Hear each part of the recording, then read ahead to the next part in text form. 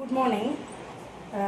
10th chapter 1 exercise 1.1ல 6th sumல first subdivision பார்க்க போறோம். ஆக்சுவலாக இங்கே என்ன கொடுத்துட்டாங்கன்னா எதுவுமே இங்கே வந்து ஏ பி ரெண்டு வேல்யூமே வந்து எனக்கு டைரெக்டாக கொடுக்கணும்.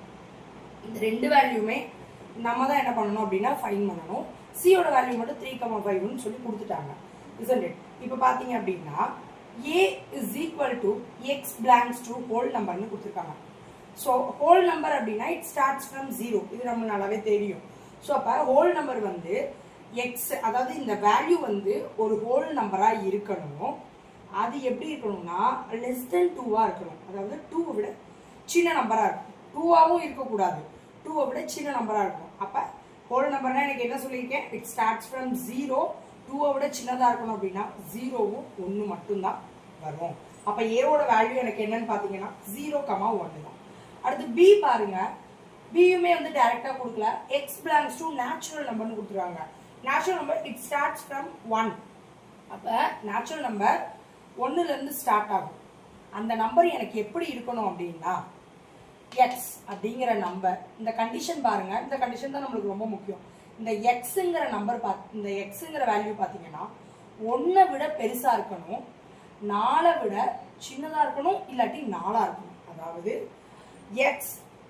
X is greater than 1, X is greater than 1 less than or equal to +4.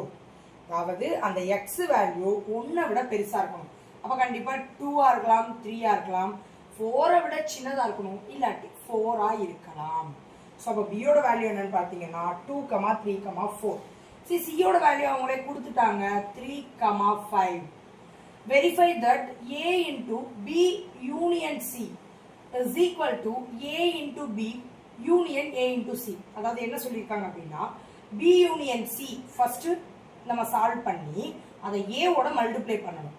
அந்த answer it should be equal to A into B ஐயும் A into C ஐயும் மல்டிப்ளை பண்ணி அந்த வர ரெண்டு ஆன்சரையும் யூனியன், அதாவது சேர்க்கணும். சேர்த்து எழுதும் போது வர ஆன்சர் இதுக்கு என்னவா இருக்கணும்னாங்க, ஈக்குவலா இருக்கணும் அப்படின்னு சொல்லியிருக்காங்க. இப்போ ஃபர்ஸ்ட் நம்ம என்ன கண்டுபிடிக்கணும் அப்படின்னா சொல்யூஷன் பாருங்க.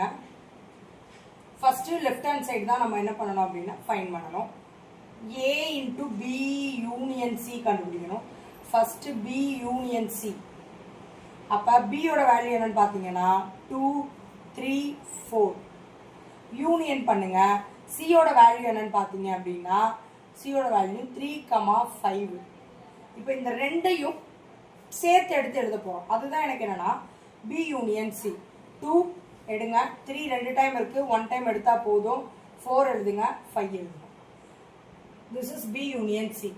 இப்போ லெஃப்ட் ஹேண்ட் சைடு ஏயையும் இப்போ பி யூனியன் சி கண்டுபிடிச்சிருக்கோம் இல்லையா, இந்த ரெண்டு வேல்யூ மல்டிப்ளை பண்ணுங்க. ஏ வேல்யூ என்னது 0,1 into B union C 2,3,4,5.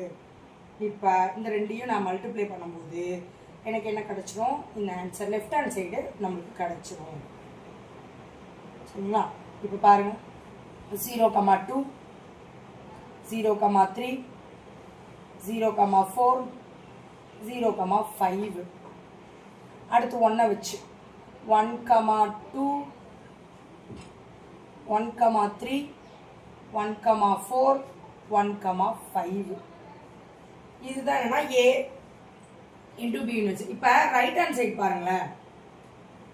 Right hand side வந்து A into B மல்டிப்ளை பண்ணணும் ஃபர்ஸ்ட். அதுக்கப்புறம் A into C மல்டிப்ளை பண்ணணும்.